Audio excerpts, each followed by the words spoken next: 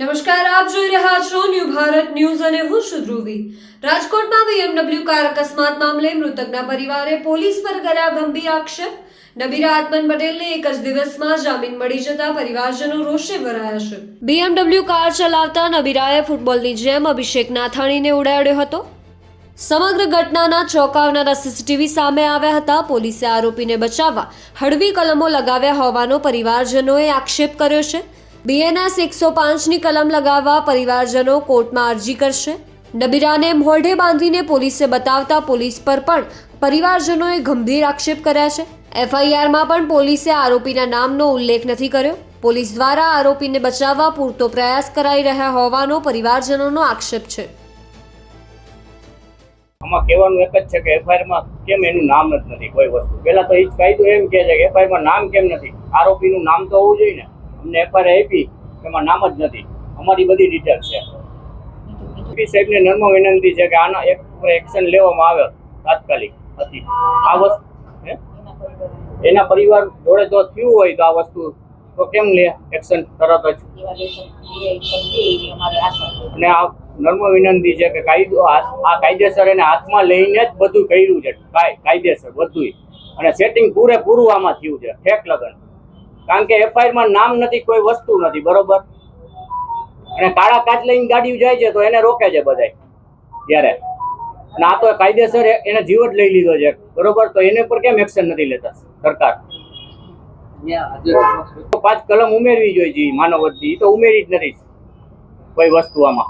પેલા તો અમને એમ જ થાય છે કે આમાં અમારે ન્યાયની આશા કેમ રાખે, શું અમને ન્યાય મળશે?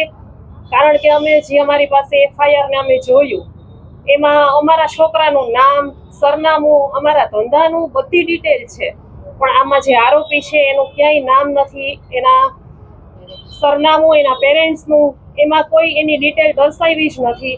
અને FIRમાં માનવવધની જે કલમ હોય એ પણ લગાડી નથી, અને બીજા જ દિવસે એ છૂટી જાય તો આમાં અમારે ન્યાયની આશા કેમ રાખવી?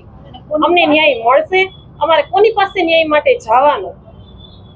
અને આમાં શું સમજવાનું? બીજા દિવસે આવો અમારા છોકરાને મારી નાખ્યો, એ બીજા જ દિવસે છૂટી જાય તો આ શું છે? અને સામાન્ય ગુનાવાળાને તો મારીને તોડી નાખે છે, તો આને કેમ કઈ નહીં? અમે તો એવું જ વિચારી છે કે રૂપિયા લઈ જ લીધા છે, ઉપરથી નીચે સુધી બધે સેટિંગ જ થયું છે, તો જ બીજા દિવસે છૂટી જાય ને। અમારો સામાન્ય ઘરનો દીકરો હોત તો એના ટાટિયા તોડી નાખે, ઘર સુધી હાલી ન વગે, તો આને કેમ કઈ નહીં? મારો છોકરો વયો ગયો છે, અમારી તો જિંદગી ખરાબ થઈ ગઈ ને। સમગ્ર ઘટનામાં આખું ઉપરથી નીચે સુધીનું બધાનું સેટિંગ ને બધું ગોઠવીને કરેલું હોય ને એવી આખી વસ્તુ આખી ઘટના એવી બનેલી છે। જ્યારે એક્સિડન્ટનો બનાવ બન્યો ત્યારથી હું 20 મિનિટની અંદર ઘટના સ્થળે હતો। હું જ્યારે પહોંચ્યો ત્યારે પોલીસ કર્મચારીએ મને ફોનમાં ફોટો બતાવીને એમ કહી દીધું આ ભાઈ હતા ને આને અમે તાલુકાએ લઈ ગયા છે। જો કોઈ વ્યક્તિની એની જગ્યાએ એક્સિડન્ટ થયો, ડેથ થઈ ગયું તો કોઈ પણ ડ્રાઈવરો કોઈ ભાગીને હોયો ન જાય એટલી વારમાં। એટલીમાં તમે સીધા પોલીસ કર્મી મને ફોટો બતાવી દીધો અને કીધું કે આ ભાઈ તાલુકાએ બેસી ગયા છે, નથી મને નામ દીધું નથી, કાંઈ ઓળખ આપી, એક પણ જાતનું કાંઈ કોઈ કર્યું નથી। એટલે ઉપરથી નીચે પેલે સુધીનું બધાનું ગોઠવેલું એવી રીતના પછી FIR ફાડી તો FIRમાં એનું એક પણ જગ્યાએ ઉલ્લેખ નથી, એક પણ પ્રકારનો નામ નથી, ક્યાંય કાંઈ એક વસ્તુ આપવામાં આવેલ નથી। આખું ઉપરથી બધાનો એક ગોઠવીને કરેલું હોય ને એવી વસ્તુ મને દેખાય છે આમાં। એટલે CP સાહેબને નમ્ર વિનંતી કે યોગ્ય પ્રકારની તપાસ કરાવે અને જે આખું સત્ય હકીકત છે એ આપે। અને સરકારી કેમેરામાંથી એક પણ જગ્યાએથી ફૂટેજ કોઈને આપવામાં આવી નથી। એનાથી 200 મીટર ને 100-200 ફૂટની અંતરે જ છે RMC નો કેમેરો, તો કેમેરાની ફૂટેજો કોઈને કેમ રિવીલ કરવામાં નથી આવતી? આરોપી છૂટી ગયો છે બરાબર છે, પણ તેને જાહેર કર્યો ત્યારે મોઢા ઉપર બાંધેલું હતું, કોઈ ઓળખ કરી ના શકે કે હતું કોણ। મને કોઈ પણ વેપારી કોઈ પણ અધિકારીએ કે કોઈ પણ પોલીસ કર્મી એમ નથી કીધું કે આ ભાઈ હતો ને આ ભાઈ રૂબરૂ સમક્ષ કોઈ મળાયો નથી। આરોપીનું નામ શું છે અને એનું બેકગ્રાઉન્ડ શું છે તમે જાણ્યું છો? આરોપીનું નામ આત્મન છે એવું કહેવામાં આવે છે આપણને। હું ગયો ત્યારથી મને એ રીતના બતાવીને કીધું છે કે આ ભાઈ હતા ને આ હતું આ રીતે છે, પણ એ ભાઈએ સમજ કરેલું છે તો એને ત્યાં રાખવો પડે ને હાજર, જવા તો દેવાય નહીં। આરોપીનો ફોટો મને પોલીસ કર્મીએ ત્યારે ઘટના સ્થળે બતાવ્યો ને એ આ રીતનો છે। આ પોલીસ કર્મીના ફોનમાંથી પાડેલો છે રાતે।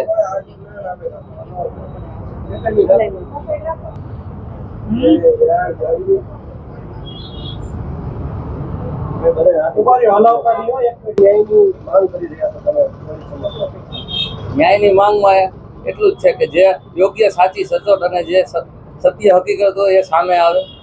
આમાં કોઈ પણ પ્રકારનો ક્યાંય ઉલ્લેખ નથી, ક્યાંય કોઈને કહેવામાં નથી આવ્યું કે નથી કોઈને જાણ કરવામાં આવી નથી. મને પણ ફોન કરીને કોઈએ કીધું કે આ રીતનું હતું, આમ છે તેમ છે, કોઈ પણ પ્રકારે નહીં. અને એ ભાઈની ગાડી પૂરેપૂરી સ્પીડમાં જ હતી અને પૂરેપૂરો આખું કરેલું હોય ને એવી રીતના દેખાય છે. એક પણ પ્રકારે બ્રેક નથી મારવામાં આવી. આગળના કેમેરામાં બીજી જગ્યાએથી અમે બધી જગ્યાએથી ફૂટેજ ભેગા કર્યા, અમને બધેથી એવું જ દેખાય છે.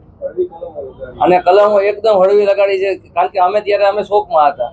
અમને ખબર જ નથી ક્યારે એફઆઈઆર બનાવીને કેવી રીતના એને કર્યું ને, કારણ કે અમને કલમોની અમને ખબર ન હોય. અમારી સામે નજર સામે એફઆઈઆર બનાવી, લખ્યું બધું, મેં બધું કહ્યું. પછી જ્યારે મારી પાસે એફઆઈઆરની કોપી આવી, એમાં નામ, સરનામું, એડ્રેસ કાંઈ નથી અને કલમો બધી હળવી છે. ત્યાંથી પોલીસ સ્ટેશનેથી એને જામીન મંજૂરથી છૂટ છોડી દેવામાં આવી.